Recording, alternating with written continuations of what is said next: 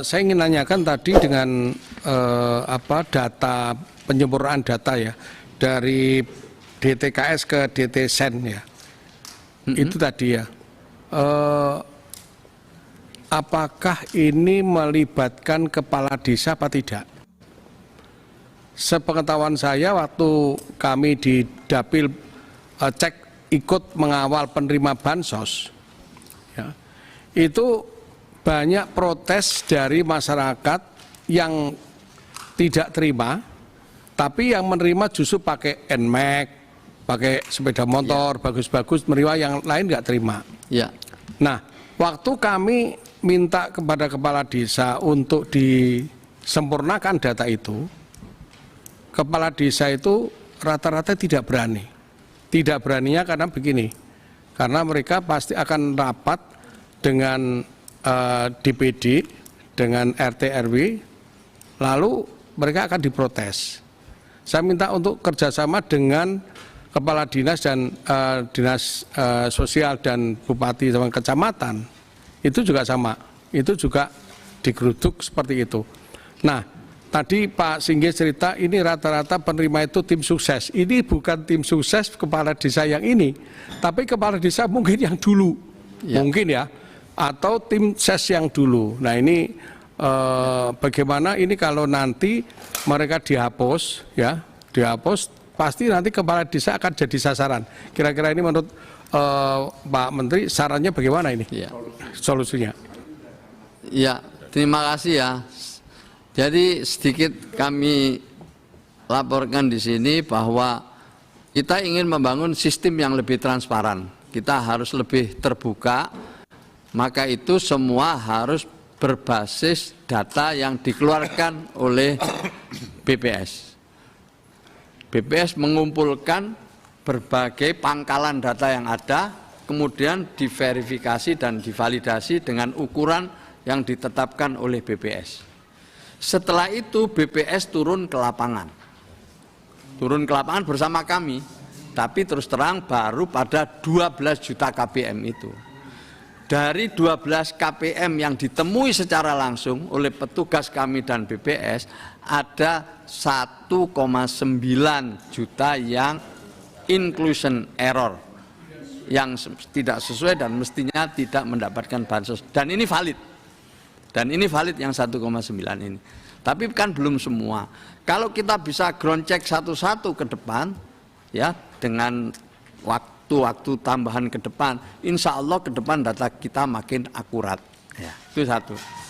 Yang kedua, memang dalam jalur formal kita libatkan mulai dari RT, RW, kepala desa, naik terus sampai ke kepala daerah lewat dinsos. Jadi itu jalur formal, Pak. Tetapi masyarakat juga kita beri kesempatan, anggota DPR juga kita beri kesempatan, bisa lewat jalur yang namanya jalur partisipasi. Jalur partisipasi itu kita gunakan aplikasi cek bansos. Kita bisa di situ mengusulkan atau menyanggah. Sekarang sudah ada lebih dari 500.000 yang mengusulkan ini, dan di dalam aplikasi kita itu ada beberapa hal yang harus disertakan ketika kita usul. Misalnya saya usul si fulan, itu kalau bisa ada KTP-nya, kemudian ada kondisi rumahnya, dan juga hal-hal yang mendukung, sehingga nanti kita bisa lakukan uji lapangan. Kita lakukan satu verifikasi, validasi, yang kemudian nanti pada akhirnya BPS yang menentukan. Maka itu kita buka, ini masyarakat harus ikut, masyarakatnya harus aktif, supaya mereka yang tidak layak itu akhirnya terkoreksi secara bertahap. Memang saya harus akui masih lebih banyak yang usul daripada menyanggah.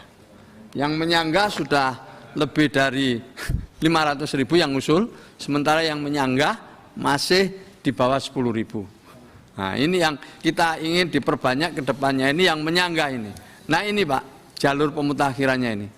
Jadi ada jalur formal, ada jalur partisipasi. Dua-duanya kita berikan ini Pak. Jadi yang mandek atau yang tidak terbawa di dalam musyawarah desa, itu bisa lewat cek bansos.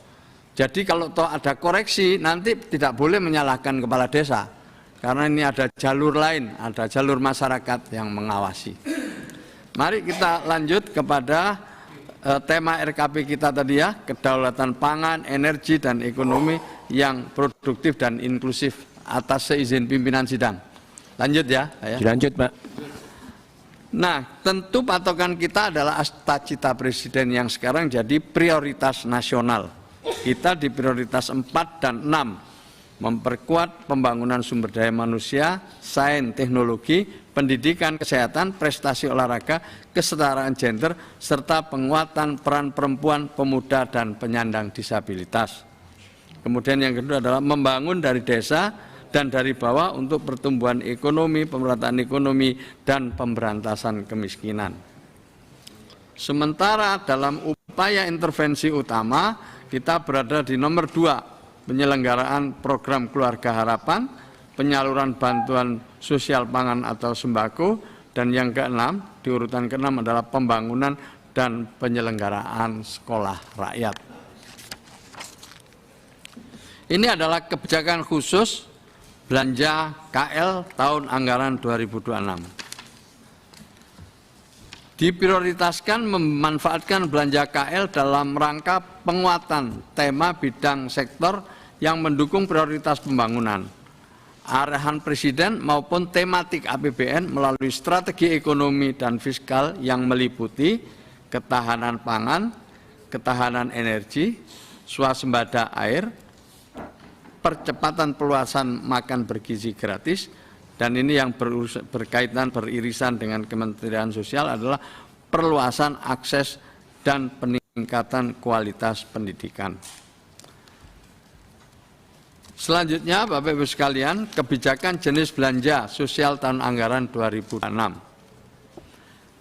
Pertama, kita melanjutkan penyaluran berbagai program bantuan sosial antara lain seperti program Keluarga Harapan, Kartu Sembako, KIP, Kuliah, program Indonesia Pintar, bantuan premi PBI JKN, dan rehabilitasi sosial. Perlu kami sampaikan, khusus mengenai premi PBI, Kementerian Sosial sekarang juga berpacu pada DTSEN, ya, tetap ditandatangani oleh kepala daerah. Setelah itu nanti diteruskan ke Kementerian Kesehatan. Jadi kami yang meng-SK-kan, tetapi yang membayar adalah Kementerian Kesehatan dengan alokasi anggaran lebih dari 48 triliun untuk 96 juta jiwa lebih seluruh Indonesia.